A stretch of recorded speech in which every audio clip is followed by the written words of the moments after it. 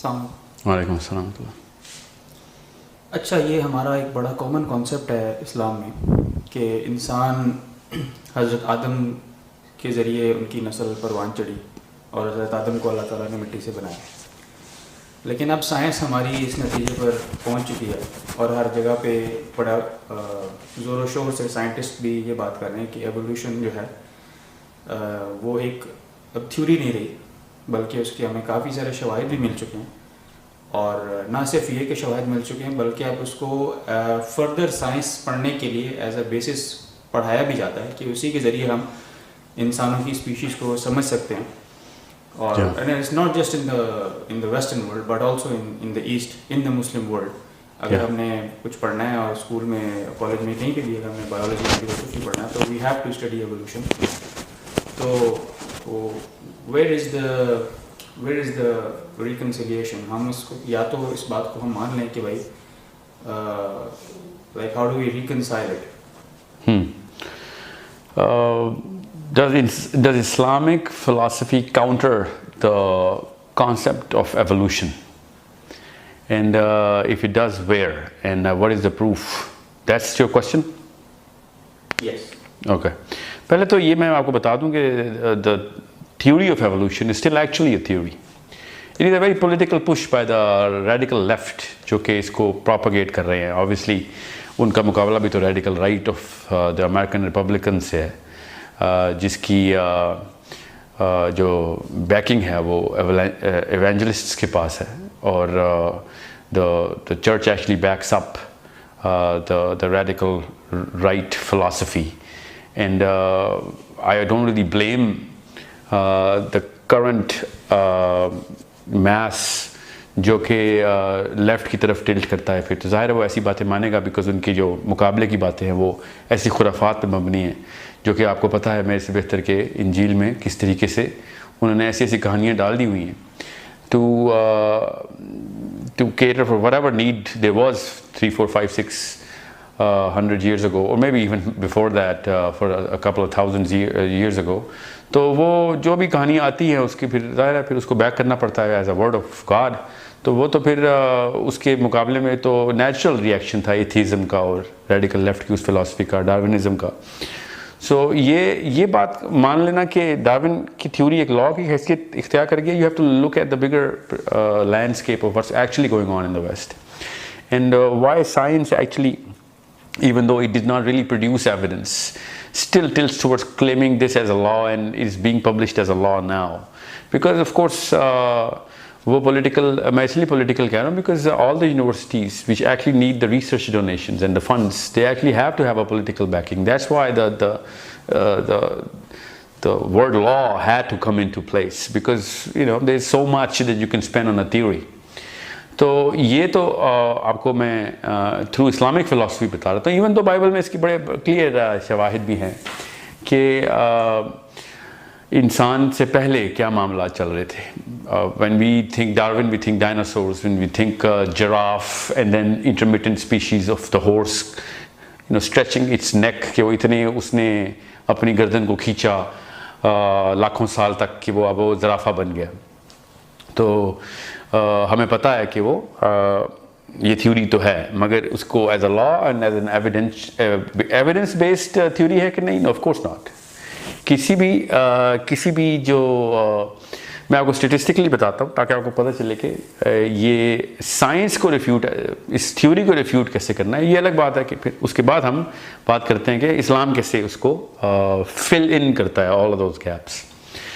तो पहले तो मैं आपको ये किसी भी सुनने वाले को ये समझ जाना चाहिए कि जो सबसे छोटा गर्दन वाला घोड़ा ज़राफ़ा था वो हमसे सबसे दूर है इन टर्म्स ऑफ हिस्ट्री। वो हज़ारों लाखों साल पहले घोड़ा अपनी गर्दन खींचना शुरू हुआ और वो ज़राफ़ा बन गया। मैं एक मिसाल के तौर पे आपको बता रहा हूँ। Actually they literally say that, so I am using this species as an example.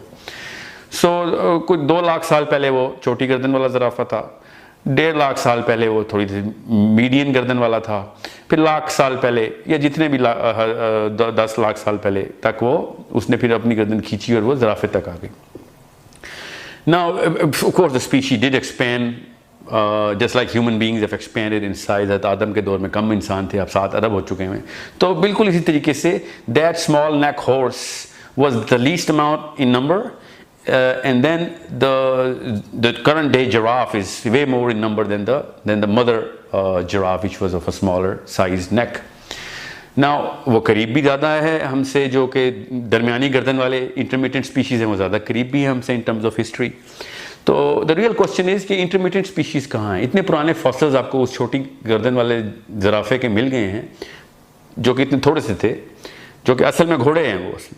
तो उसके बाद जो लाखों करोड़ों दरमियानी गर्दन वाले ज़राफ़े हैं, वो कहाँ हैं? उनकी मुर्दे किधर हैं? उनकी खोपड़ियाँ कहाँ हैं? उनके स्केलेटन्स किधर हैं? Where are the median species which came way later than the earlier giraffe of the smaller neck.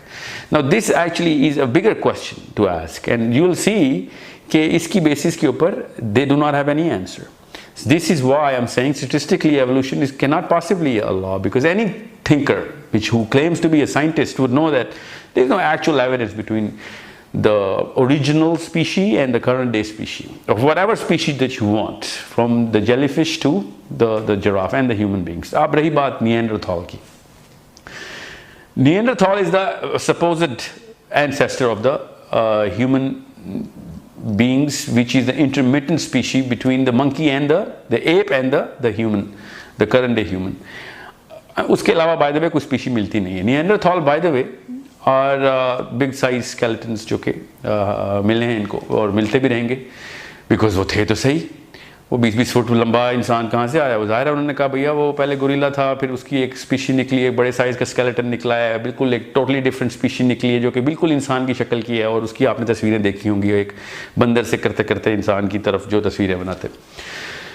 Does the Bible or the Quran address this? Of course it addresses this. Bible in the book of Nephilim, in the book of Giants, in the Ethiopian Bible में आपको book of Giants से पूरी तरह मिलेगी, book of Enoch पूरी तरह मिलेगी, हज़रत आदम से पहले की स्पीशीज़ का हादीस में पूरी तरीके से जिक्र है। जो जिस प्लेनेट से जो भी स्पीशी आई थी उसकी आपस में यहाँ पे किस तरीके का रहन सहन था, वो हमें बिल्कुल पूरी डिटेलिंग के साथ मिला हुआ। वो हारूत मारूत से पहले के दौर के जो के मामला चल रहे थे वो स्पीशीज़ के इदरीस के दौर में, या फिर इदरीस तो बहुत लेटर आए, आदम से पहले की जो स्पीशी की मेजर लड़ाई हुई है वो भी हमें पता है, वो किस तरह की स्पीशी थी वो भी हमें पता है। So it's a problem of देखिए, so it's a problem of us not reading about Quran and Hadith and the religious texts. जिस अल्लाह ताला, जिस रब ने हमें अज़ल से अबद तक की सारी कहानियाँ सुना दी, उसमें ये वाली चीज़ें चूँकि हमारी आखिरत पे इतनी ज़्यादा अफेक्टिंग नहीं थी, इसलिए इसकी इतनी डिटेलिंग नहीं दी, मगर इतनी दे दी कि हमें पता हो कि ये वाला शर या फितना उठेगा तो क्योंकि फ़लसफ़ा इससे हिल जाता है, हमारी बेसिस हिल जाती है फ़लसफ़े की, कि आदम पहले इंसान थे या आदम भी किसी बंदर से नाउज़-बिल्लाह इर्तिका होते होते इंसान को अल्लाह ताला, क्या पता एक पूरा का पूरा स्कूल ऑफ थॉट है मुसलमानों का भी जो कहता है हाँ तो इससे क्या फ़र्क पड़ता है, वो एवोल्यूशन करते करते जो पहला इंसान बना वो आदम था, नाउज़ बिल्लाह। ये देखें ये किस तरीके की जो है ना म्यूटेशन आती है फ़िलासफ़ी में, तो क्या क्या फिर उसके अंजाम होते हैं। और अगर मैं इसको मान लूँ तो इतने बड़े मसाइल आ जाते हैं आपके अपने करंट फ़लसफ़े में कि आप सोच नहीं सकते, इसके वक्त नहीं है, मैं इसलिए उस तफसील में जाऊँगा नहीं, मगर चूँकि हमारे पास टेक्स्ट मौजूद है इसलिए हमें पता होना चाहिए कि the current theory of evolution is still a theory. The fact that we know that there is a word law written behind Darwinism is a very political word. And no matter how much they chase something which is not there, they're never going to find it because it's not there. The intermittent species, in numbers of millions and millions of intermittent species of all of those species which are currently living are not there. ये फ़लसफ़ा इस्लामी है कि जो घोड़ा है वो घोड़ा ही था पहले भी, जो हाथी है वो पहले हाथी ही था, ज़राफ़ा पहले ज़राफ़ा ही था, एज इज़ इसको बनाया गया। मेरा फ़लसफ़ा ये है कि किसी और प्लैनेट से ही आई हैं ये चीज़ें, जहाँ पे जो भी लेके आए हैं उसको वो एक अलग दिन में बहस करेंगे हम कि वो कौन कहाँ से लेके आ रहा था। और वो जो निएंडरथॉल है वो वाकई में यहाँ के नेफिलिन्स ही थे, वो कहीं और से ही आए थे ऑफ कोर्स, मगर उनके साथ जो मामलात हुए वो तो बाइबल तो उस पर बड़ी तफसील से बहस कर चुकी है कि उन्होंने फिर इंसानी औरतों के साथ जो है जना शुरू कर दिया था और उसके बाद उनकी अजीब सी स्पीशी बनी थी। Of course I am not going to that extreme, however the fact that there is very clear evidence of this 3000 years ago। Darwin के तो शक्कर दादा भी पैदा नहीं हुए थे उस वक्त जब वो बाइबल में ये वाली बहस हो रही थी कि नेफलिन्स और जायंट्स का मामला क्या चल रहा था। जब आप देखते हैं आद और समूद को कुरान पाक में, तो उनके घरों की जो स्ट्रक्चर है वो देख के हमें समझ नहीं आती कि वो नॉर्मल साइज़ के इंसान नहीं थे। तो वो हमें क्यों एज अ मुस्लिम हमें क्यों एक हैरत होती है कि उनको इतने बड़े साइज़ के स्केलेटन्स मिल रहे हैं। अगेन इसके ऊपर डार्विन की इतनी बड़ी बेसिस है कि जानवरों को हटा भी देना तो इंसान को वो बंदर का बच्चा ही कहते हैं, ठीक है। सो वो अगर खुद अपने बाप को बंदर कह रहे हैं तो वो कहने दें। मुसलमानों को पता होना चाहिए कि हम किसी बंदर के बच्चे नहीं, हम आदम के बच्चे हैं। वो अपने आप को साबित करने की कोशिश करेंगे वो बंदर के बच्चे हैं, तो ठीक है वो बंदर के बच्चे ही सही, हम लेकिन इंसान के बच्चे हैं। अच्छा, आपकी इस बात से मेरे जहन में एक और सवाल आया जी। आपने एवोल्यूशन के बारे में कहा कि उसके पीछे जो एक बहुत बड़ा फैक्टर उसके प्रेडोमिनेंट होने में वो उसकी पॉलिटिकल फैक्टर है। जी हाँ। तो उससे हमें जो अंदाज़ा होता है वो ये है कि चलें, एक तो आइडिया है ना कि किसी ने कोई बात की और उसने कहा कि I read this on the internet, तो हम कहते हैं यार इंटरनेट पे हर चीज़ सही तो नहीं होती। लेकिन अगर अब कोई बात कहता है कि भाई मैं एक एकेडेमिया के एक प्रोसेस से गुजरा हूँ और वेस्ट में गया हूँ, मैंने साइंस पढ़ी है, तो what you are suggesting is that modern science and popular science and the academia and all these universities, yeah, that's exactly what I'm saying. Yes, they are biased and they are pushed towards a certain agenda and they are not neutral. Yeah, I'll tell you what the agenda is, and also just keep one thing in mind that if a scientist says a foolish thing, it is going to remain a foolish thing. It does not make it a scientific fact. Okay, unless he produces evidence for it, he's not a scientist. He's just an emotional guy who's trying to push some sort of an agenda, consciously or subconsciously. अब वो क्या agenda है? Of course leftism basis ये करता है कि राइटिज्म को पहले रॉन्ग साबित करें। डार्विन अगर सही साबित होता है, बाइबल गलत साबित होती है, उनकी कुरान गलत साबित होता है, हमारा पूरा एक रिलीजन, उसको ऑर्गेनाइज रिलीजन के खिलाफ जंग की एक बेसिस समझते हैं वो। और एथीज़म उसका एक छोटा सा बच्चा है जो उन्होंने पैदा किया। इससे उन्होंने जान के किए नहीं हुआ, हो गया हो रहा है वो। और आपने नोट किया होगा जितने भी डार्विनिस्टिक एकेडेमिया के students and professors and scholars हैं वो बेसिकली एथिस्ट मिजाज के लोग हैं। पूरी तरह मानते हैं नहीं मानते एक अलग कहानी है, मगर ये तो पक्की बात है कि उनकी फिलोसॉफिकल डायरेक्शन जो है ना वो लादीनियत की तरफ ही है। So if a guy says that I have evidence, then where is the evidence? I'm really waiting for it. मैं बड़ी डिटेल में पढ़ रहा हूँ इसको, मुझे तो नहीं अभी तक इतना बड़ी चीज़ उन्होंने छुपा के रखी हुई है जैसे कि कोई फॉसिल है। If there is an evidence of the intermittent species, where is it? You know what I'm saying? Have you well, if they're not publishing it, then yes, my argument holds true. But if they publish it, then we're going to go through details of that. But they still haven't published it. It's just like atheistic philosophy.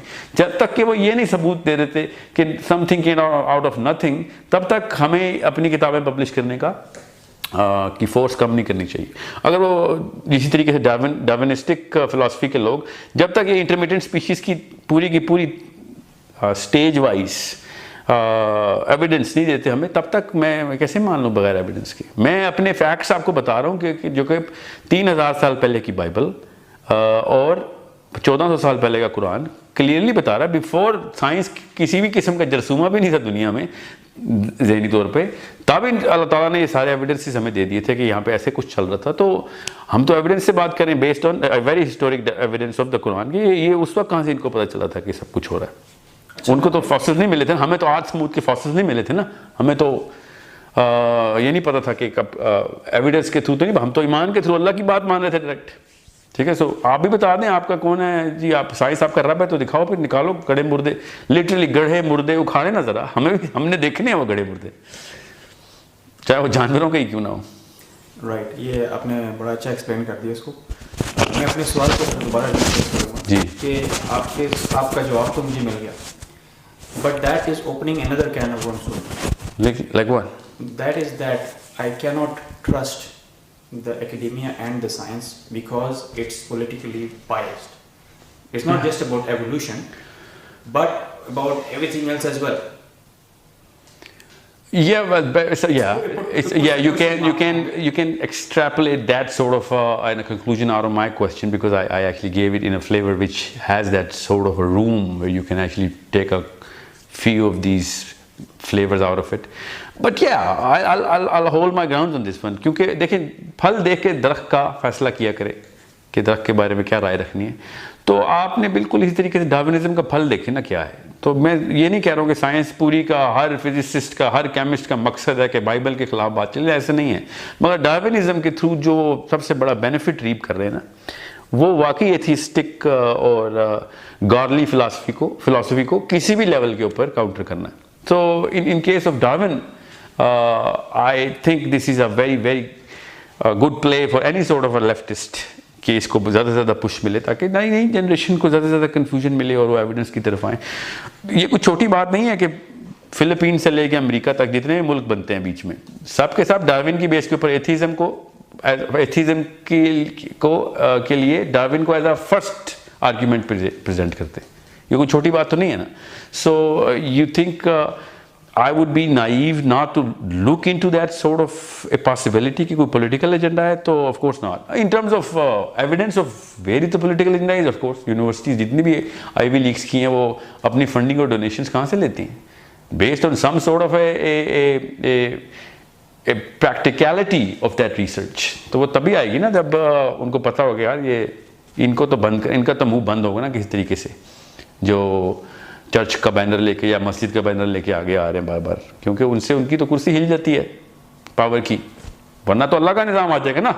उन्होंने तो scissor और church को अलग किया हुआ है। अचानक scissor को पता चल कि सारा कुछ ही गलत था, सबका बाइबल ठीक था, तो it actually creates a very big dissonance in the mess.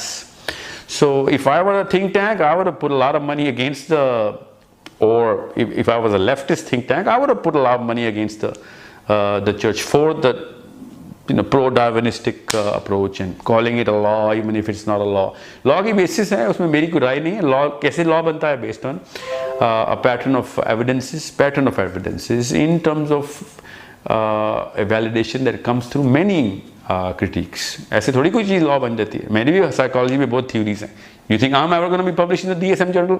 It has to be critically evaluated, and those critical evaluators are not from a certain locale or demographic. वो पूरी दुनिया में स्कैटर होते हैं, उनको दिया जाता है कि भाई ताकि किसी किस्म की बायसनेस ना आए। अच्छा, ये जो आपने बात की कि एवोल्यूशन के अंदर और डार्विनिज्म के अंदर पॉलिटिकल बायस है और उसकी वजह से उसमें फंडिंग भी है और सब कुछ है, तो ये तो एक बड़ा ही साइंटिफिक किस्म का मामला है, एक प्योरली साइंटिफिक जो फिजिक्स, केमिस्ट्री, बायो और इस तरह की साइंसेज होती हैं जी। तो वो लोग जिसके अंदर मतलब इस तरह की एम्पिरिकल एविडेंसेस का मामला उतना नहीं है, जैसे साइकोलॉजी होगी, जैसे सोशियोलॉजी होगी, या जैसे वेस्ट ने जो स्टडी की है ईस्ट के ऊपर, मुसलमानों के ऊपर, जी जी, जिसको हम बड़े शौक से पढ़ते भी हैं उनकी किताबों को, and we try to understand the Muslims and the Muslim civilization through their lens because we think कि वो असल में न्यूट्रल और अनबायस्ड है। तो इसका मतलब ये है कि अगर साइंटिफिक realm में अगर वो बायस्ड हो सकते हैं, तो यहाँ तो उनके लिए फिर ज़्यादा मैदान खुला होगा। कब से खुला हुआ है? साइकोलॉजी की तो बहुत बड़ी टिल्ट है पॉलिटिक्स के अंदर, बहुत इन्फ्लुएंस है साइकोलॉजी का। APA के आप आर्टिकल्स पढ़ें, उनकी जर्नल्स जो पढ़ते हैं, पब्लिश होते हैं, आप पढ़े, आपको पता चले ये ट्रांसजेंडर की इक्वल राइट्स की मूवमेंट APA के थ्रू शुरू हुई है। ऐसी ऐसी बीमारियां उन्होंने नोट कर दी हैं। ये LGBT के पूरे साइकोलॉजी के लॉ है उसके पीछे। कहाँ से आ गए लॉ भाई? Why would I actually start to believe there is no empirical evidence कि इंसान की जेनेटिक मेकअप में लेस्बियन या गे होना है। Homosexuality is not a genetic trait, but they put that in writing before they could propagate that. You think psychology is not influenced? That's the most tainted realm of that's the first thing that they have. Freud के दौर में इतना था, उसको छोड़ें। Thomas Edison के पीछे किसकी बैकिंग थी? टेस्ला को किसने मरवाया? ये सब फिजिक्स के हैं, सारे पॉलिटिक्स के मारे भी थे। ये तो शुरू से पॉलिटिकल इन्फ्लुएंस में रहे हैं। थॉमस एडिसन ने तो बल्ब इजाद भी नहीं किया, ये तो लोगों को तब पता चलेगा जब पढ़ेंगे। समझे? जिसने इजाद किया था उसको छुपा दिया और थॉमस एडिसन को ऊपर ले गया। जितनी फंडिंग थॉमस एडिसन ले रहा था उसको तो सूरज निकालना चाहिए था बल्ब की जगह, समझे? और टेस्ला के साथ क्या हुआ? पॉलिटिक्स से मारा उसको, उसने बना ली थी electric conduction through the air, induction की जो डिवाइस है। वो कहाँ से बना रहा था, क्या हो रहा था, एक अलग कहानी। टेस्ला के साथ फिर क्या हुआ, पढ़े तो सही, आपको पता चले। The biggest strategy the calamity on science came through Nikola Tesla's life, कि उसके साथ क्या कर छोड़ा हमने, और हमने क्या, जिन लोगों ने ये काम किया उन्हीं लोगों ने किया उस वक्त भी। क्योंकि एज सून एज कोई चीज़ फैक्ट के तौर पे आ जाती है और वो लोगों की बका के लिए होती है। फॉर एग्जांपल, मैं आज उड़ने की कोई तरकीब निकाला तो साइंस में, तो मुझे उसी दिन कत्ल कर देंगे। क्यों? क्योंकि एविएशन इंडस्ट्री खरबों डॉलर साल की कमाती है, मुफ्त में उड़ना है तो फिर फ़ायदा क्या जहाज़ का। सो ये तो एक बहुत बड़ा मसला होता है कि आप इतने बड़े काम कर लें। तो जब अलेक्जेंडर फ्लेमिंग ने पेनिसिलिन बनाई थी तो उसके साथ क्या किया था उन्होंने, हमें politics think this is science is the first thing these political forces are studying so that they can actually understand, क्योंकि इससे ज़्यादा कोई चीज़ बिकती नहीं ना अब। तो जब जो चीज़ बिकती है तो ज़ाहिर है उसके थ्रू कमर्शियल बेनिफिट्स होते हैं, कमर्शियल बेनिफिट्स होते हैं, तो आपकी कैपिटलिस्टिक रेंज होती है। तो this is by no means a small matter और अ सिंपल मैटर कि हम सोचें कि ये सब खुश नीयत लोग हैं और प्रॉपर रिसर्च कर रहे हैं, वो बहुत लो एंड इन द हायरार्की में बहुत नीचे होते हैं वाले साइंटिस्ट। ये फार्मा इंडस्ट्री हमारी दवाइयाँ बना रही है, हालांकि देखें क्या कर रही है, कैंसर इजाद किया गया दुनिया में, इजाद करके इंस्टॉल किया गया, ठीक है, ताकि कैंसर की दवाई की वो मामला, तो उसकी रिसर्च के ऊपर क्या क्या इम्पेडिमेंट्स हैं आप जरा पढ़ेंगे तो आपको पता चलेगा कि science is by no means a righteous world to live in too. At lower level puppets की तरह यूज होते हैं scientists. So make sure you have a critical eye towards all of this. Thank you.